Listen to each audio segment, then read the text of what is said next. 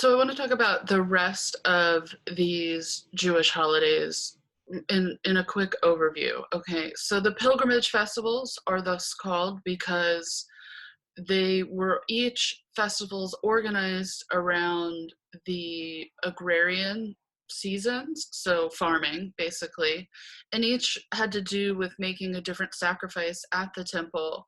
And they're called pilgrimage festivals because even for people who didn't live in Jerusalem, they would come to Jerusalem to participate in the festivals. Okay, so we have a lot on Passover. Then we see these two other holidays, Sukkot. This is the one with booths. It's an 8-day holiday like Passover. Sukkot comes in the fall. It comes after Rosh Hashanah and Yom Kippur.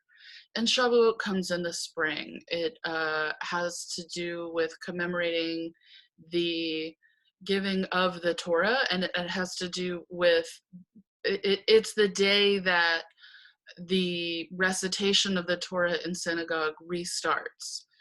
So Jews living outside of the land of Israel make it all the way through the 5 books of Torah in terms of recitation in synagogue each year. Jews inside the land of Israel do so in 3 years.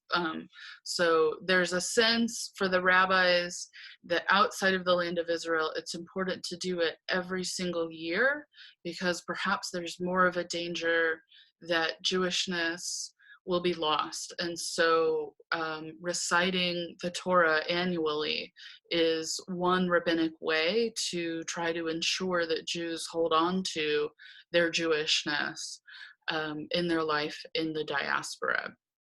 But those are far less kind of famous holidays. As you see, Hanukkah is actually a minor holiday. We know that it comes from the book of the Maccabees.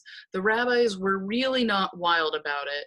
And that's why we have kind of those two different miracles, that they're related, but the primary miracle of Hanukkah is the military victory that sort of this small Jewish rebellion could actually successfully push out and cleanse the temple and push out all of these sort of Greek gods and the power of the Hellenistic Empire.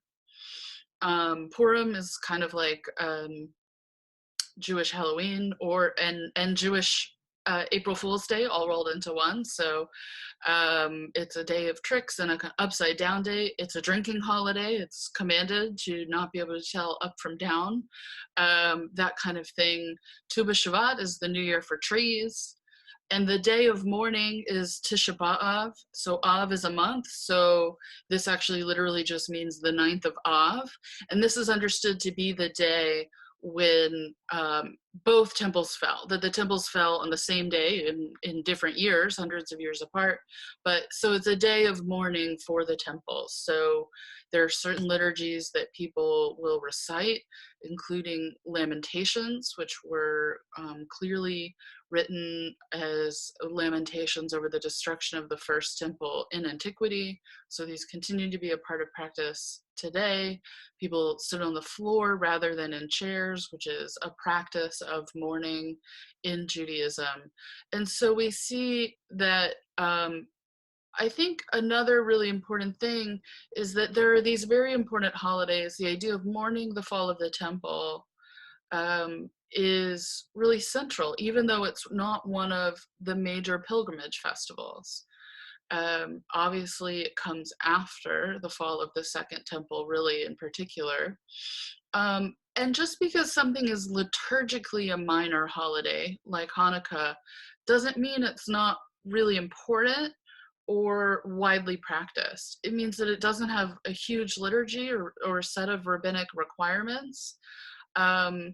But in the United States, as we read, it's become really, really important. It's a way of celebrating a certain kind of winter holiday at the same time-ish as Christmas.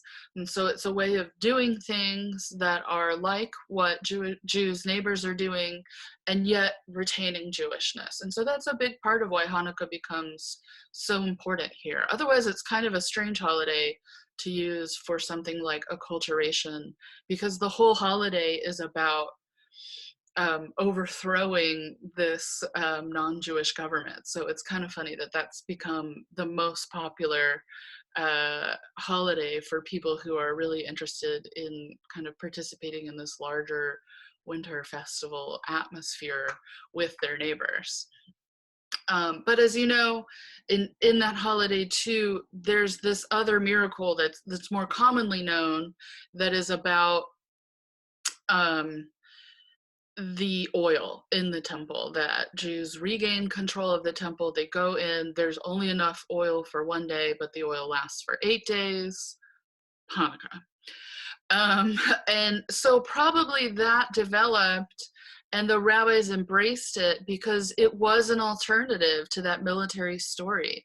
That for the rabbis who were living maybe in the land of Palestine or elsewhere in the Roman Empire in particular, but also those living under the Zoroastrian Empire, a holiday where they're really celebrating a rebellion against the government wouldn't necessarily be the best holiday to convince the Roman government, like, hi, please stop persecuting us, leave us alone, right? So this miracle about the oil is a really good alternative to demilitarize this holiday. So it's become popular in the US in the ways that I just talked about, but it's also become popular in Israel, where actually the military miracle is really the more prominent one, in part because it relates to Israeli society, that every person is drafted. It's a universal draft into the military for both men and women. In the past, ultra-Orthodox Jews were exempt, but the state has changed their position on that. So the idea of a military miracle is actually really important to the general national identity of the state of Israel, of having, for having won the 1948 to 1949 Arab-Israeli War. There's also been in 1967 what Israelis and Jews tend to call the Six-Day War, that was really perceived as a miracle, although we kind of know now a lot more about it. I'm going to wait to talk about military in the state of Israel. But it's to say this holiday really speaks to the ethos of Israel. And so that version of the miracle is there, right? And so we see these holidays have different elements that have been there for a long time. And sometimes things are brought kind of from the margins into the center to suit what people need. And then sometimes, things that feel scary or problematic or not like they're going to work at that moment in whichever context are kind of pushed aside, even if they were really central to a story or something like that.